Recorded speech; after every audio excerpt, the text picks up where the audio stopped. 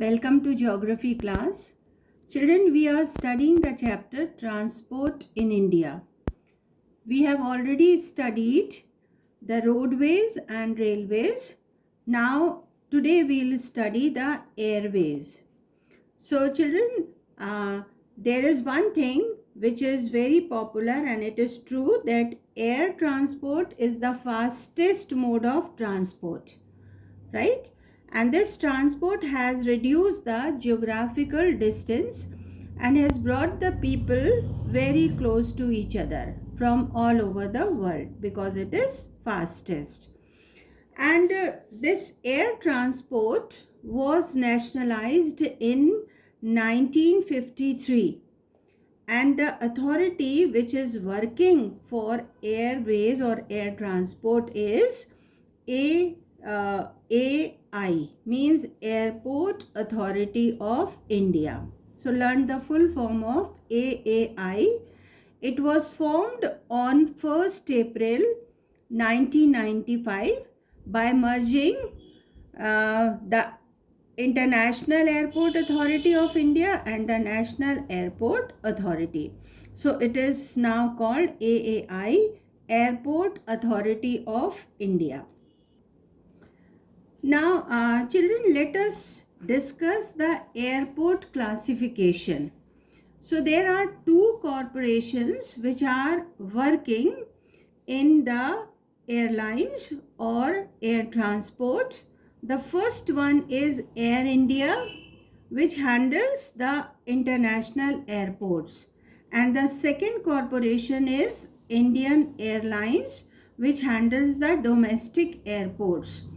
So it means there are two kinds of airports. First is international airports and the second is domestic airports. This international airports, they facilitate the international flights, means the international passenger traffic to and fro from India, means to India from other nations and from India to other nations. Their operations are governed by this corporation which is called Air India. So we call it International Airport Corporation, Air India.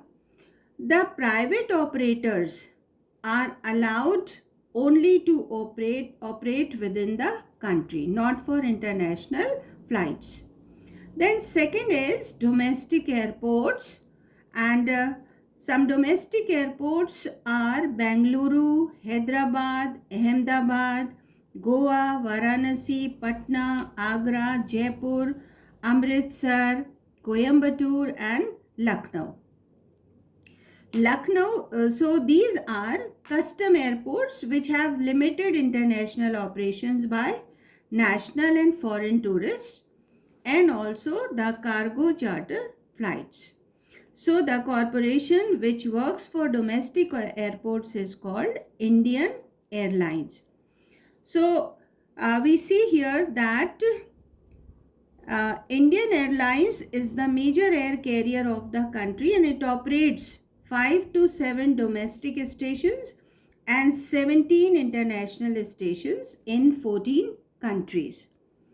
Some of the leading domestic private airlines are Jet Airways, Indigo, SpiceJet, Go Air and Jetlight. All these are the domestic airlines which serve the domestic airports, right? And besides these two corporations, like first one is Air India and Indian Airlines, there is one more service which is called Pawan Hans Helicopters Limited. In short, we call it PHHL, means Pawan Hans Helicopters Limited. This helicopter service company is situated at Noida in Delhi NCR, right? And it has been providing helicopter services to the petroleum sector, including ONGC, oil and natural Gas Commission and Oil India. And apart from these, it also provides services to some of the state governments and also the public undertakings, especially in northeast states. These northeastern states are the hilly areas, so they are served by Pawan Hans Helicopters Limited. This is the map of India given in your textbook. So here we shall see some of the international airports. So come to New Delhi.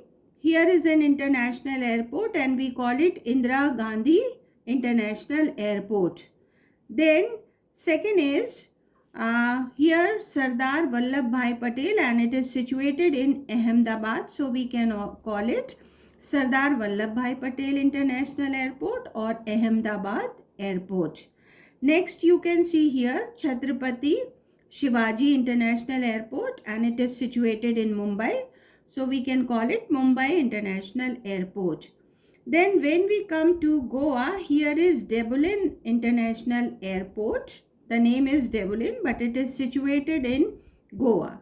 Then here is Rajiv Gandhi International Airport, and it is situated in Hyderabad. So either you write the name of the city or the name of the airport. Then Bengaluru Airport, we call it Bengaluru International Airport. Then Chennai International Airport, then Cochin International Airport, and here is Netaji Subhash Chandra International Airport, which is situated in Kolkata. Our next topic is advantages of air transport. So the first advantage of air transport is that airways are the fastest mode of transport. And second is airways are free from all the geographical barriers like high mountains, rivers and river valleys and oceans. We can cover all these barriers easily. And then we can see that this air transport has a great strategic importance, as soldiers, arms and ammunitions can be airlifted to the troubled areas. Next point is air travel or air transport is very important for the business people, for defense people, especially during the time of calamities like earthquakes, floods, epidemics and the war situation. It is very useful. Next point is though the rates of air transport are very high, but then too it is very popular because it is the fastest means of transport and it is very comfortable and it saves time. Then next point is air transport is very important for the hilly areas like Northeast India. The Northeast India is totally a hilly area. It is very important for that hilly area. But air transport has some disadvantages also. So let us discuss these disadvantages. First is airlines. Indian Airlines are facing a tough competition with foreign airlines because the foreign airlines are providing better services and they are more efficient. Then second problem is lack of funds. So due to lack of funds, Indian Airlines are still using the old aircrafts, obsolete machinery and poor maintenance, which reflect on the mismanagement and inefficiency of the air authorities as well as the government. Then next problem is that poor quality of service is still being provided. Then high cost.